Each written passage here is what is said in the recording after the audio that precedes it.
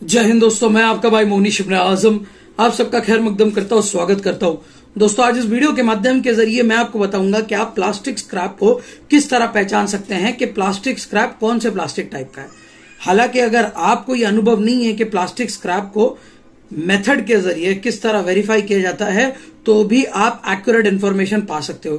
क्योंकि पिछले कई महीने से कई सारे व्यापारी जो अब्रॉड से, विदेश से प्लास्टिक स्क्रैप को इंपोर्ट कराते थे, वो व्यापारी ये कहते थे कि भैया सामने वाले के लेटर हेड पे लिखा होता था ये पर्टिकुलर टाइप का प्लास्टिक है, पर जब इसे हम इंपोर्ट करके बेचते थे जिस व्यापारी को या फिर उसको रिसाइकल करते थे, तो एंड रिजल्ट कुछ और प्लास्टिक टाइप का निकलता था। तो ऐसे में हमें समझ नहीं आता था कि इसको वेरीफाई कैसे करें।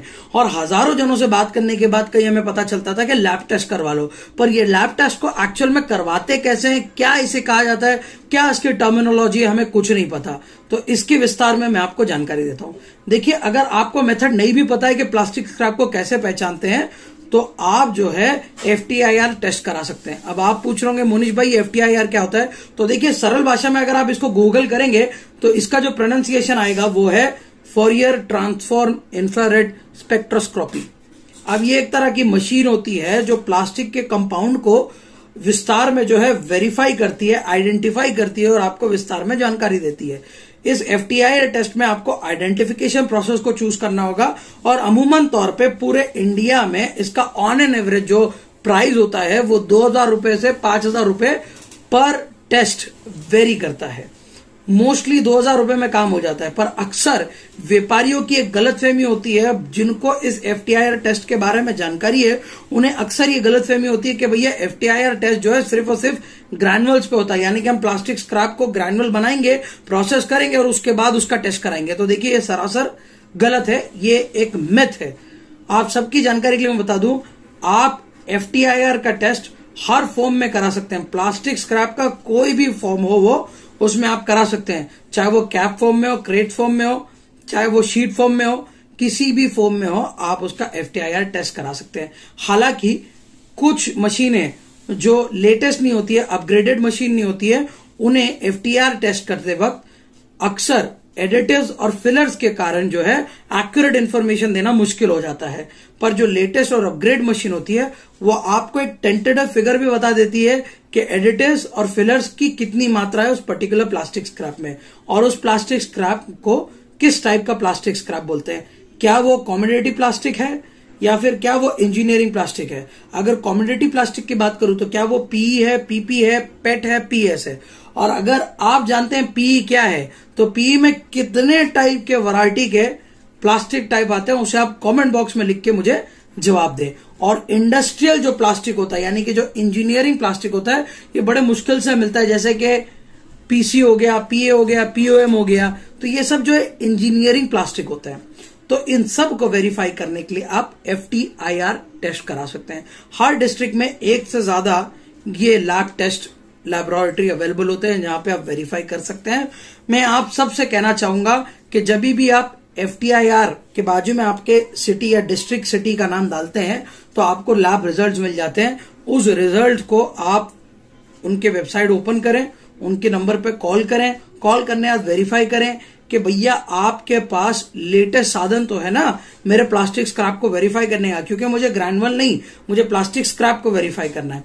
मान लीजिए आप किसी कंपनी से स्क्रैप लिफ्ट करना चाहते हो, पर आप डाइसी हो, क्या ये HDP का क्रेट है या PP का क्रेट है, और ऐसे में आप डुबा के टेस्ट करना आपके लिए पॉसिबल नहीं है, क्योंकि कई बार फिलर की मात्रा या एडिटिव्स की मात्रा ज्यादा होने के कारण ये टेस्ट अक्सर फेल हो जाते हैं। तो ऐसे वक्त पे आप क्या कीजिएगा, क्रेट की ग्राइंडिंग या क्रेट ले लीजिए और FTIR टेस्ट कराइए। उसका लैब रिपोर्ट जब आपके पास आ जाएगा तो आपको फिलर परसेंटेज भी मालूम पड़ जाएगा, और जब फिलर परसेंटेज आपको मालूम पड़ेगा तो भाव करने में भी आसानी होगी।